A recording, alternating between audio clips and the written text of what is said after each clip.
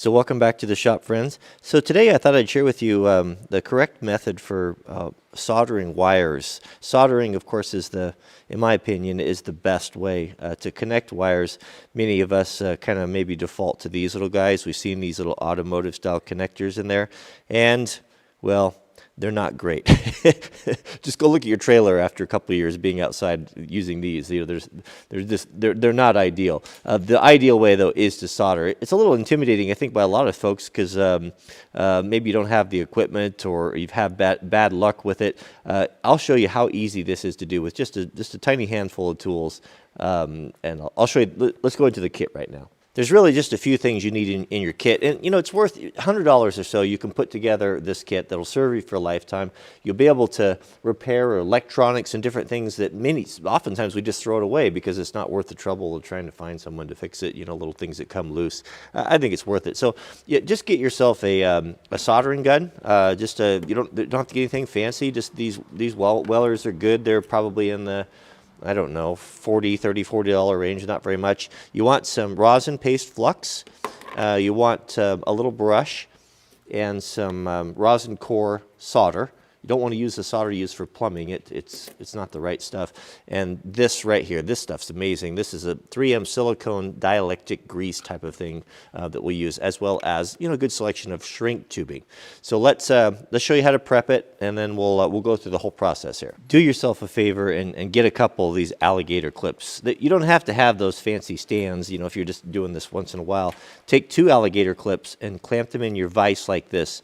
Now, some of these alligator clips have a pretty tight spring on them, so take some shrink tubing on the ones you're going to keep in your kit and just melt it on there, and that way they won't mess up your wire. And this is going to hold things securely, and you're just going to get a whole lot better job. Okay, so for joining the wire, there's a couple different ways of doing it, but what I have found to be the best, and this is what Granddad always did it, is you fray the ends of the wire like this. You kind of splay them out like this and join them so they intermingle, kind of mesh like fingers together. Pinch one side like this here and start bringing everything together, and then twist. Twist this side here, and then twist this side over here like that.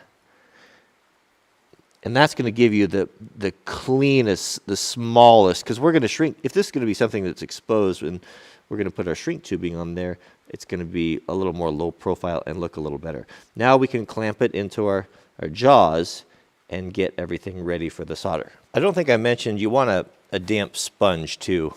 Just any sort of old worn out sponge would be fine. Now with everything ready, you're going to take your rosin flux, right? And we're going to apply that on there like that. So just coat that on there, and that's going to help that solder to bind. It probably wouldn't be a bad idea to have heated that up first. And then we're going to get our soldering iron and untangle the cord that hooks on everything.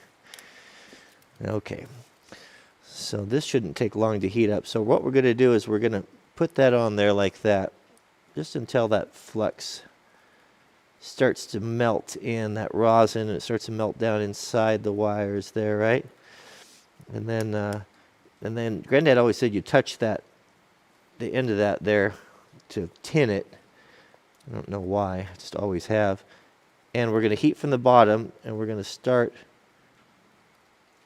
heating that up until this melts. Now we don't want to touch the solder to the iron. Oh, that took a long time to heat up there. There we go. Now it's sucking in there just like that. We don't put so much on there that it's going to you know, drip off. And don't try to dribble it on there. I could probably use a little bit more right there. There we go. That's all.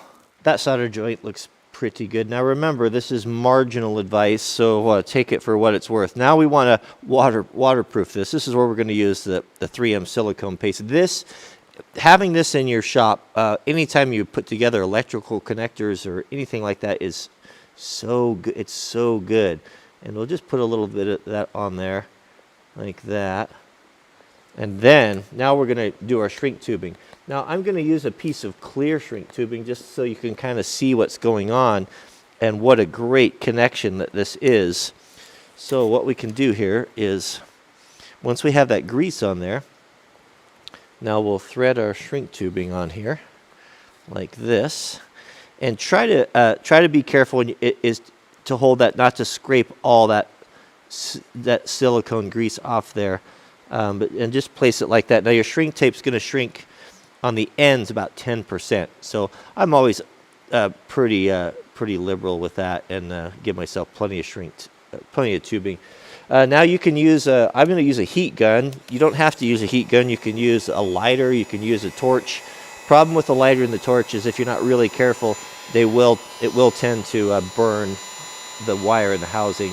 Start from the middle. You're going to start from the very middle, and you'll see that that's starting to shrink right there.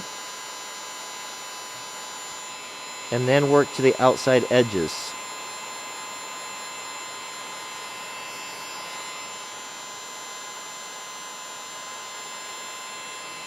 And you'll see, I think you can see, you'll see that silicone making that seal as the shrink tape tightens around the connection, and ideally you want it to squeeze out like that side right there. Probably should have put a little bit more on the housing, but that looks pretty good right there, actually.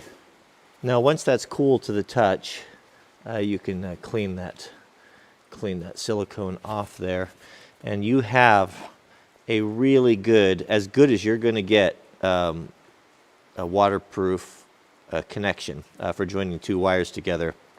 That's probably going to be tougher than the wire itself. So that's all there really is to it for connecting those, and that again, that's going to be your best connection. If you can take a little bit more time and you can solder these with a shrink tape instead of using those blue automotive style connectors, you're most likely not going to have to go back and redo your electrical work, especially for stuff that's going to be sitting outside, like trailers, or especially boat trailers, or there's a lot of water and spray on those, and it's pretty hard on electrical stuff. So what I'm going to do, I was going to add, a lot of folks have been asking, what happened to Wrangler Mart? Wrangler Mart was our Amazon affiliate store where I put the things that I like. People often ask, what do you recommend? What do you like for, what's that shirt, or what pocket knife you like, or what camera equipment you're using, and then they shut down the stores. Well, we've got a new one now. They've started a new program, and I will put a link to that down in the subject heading. It's at the WranglerMart.com will go over there. I'm forwarding those addresses. What I'll do is, because I know I'll get a lot of questions about this, I'll do affiliate links. Affiliate links are a way for us to support the channel. If you buy something on Amazon that I feature in the video, we get a small percentage from that, and it helps us to fund the channel. It doesn't cost you any more than what you'd normally buy it for, but it's just a way of helping creators out. So what you're going to want for your electrical kit, just basic stuff, is a soldering iron. I'll put one there that's good quality and not too expensive, and a heat gun. When you're buying a heat gun, make sure you get one that stands on its own, that's got some feet on it. Like this one here will sit like this on your bench. That way you can work on it hands-free. So if you're heating stuff or like that, to have two hands and have it so you don't have to clamp it in the vise is actually pretty nice. So those are the two main things right there. I'll put the flux, the silicone paste. You definitely want some of that. That's a must-have. That's like the WD-40 of electrical work, and solder and shrink tape. If I was going to add to that, I would invest in a pair of good strippers. Wire strippers are very nice. They'll pay for themselves on it if you have a small project, and some good crimpers and nippers, and that's about it. So I'll put together that kit for you on the store. So thanks for watching, and we'll see you guys on the next video.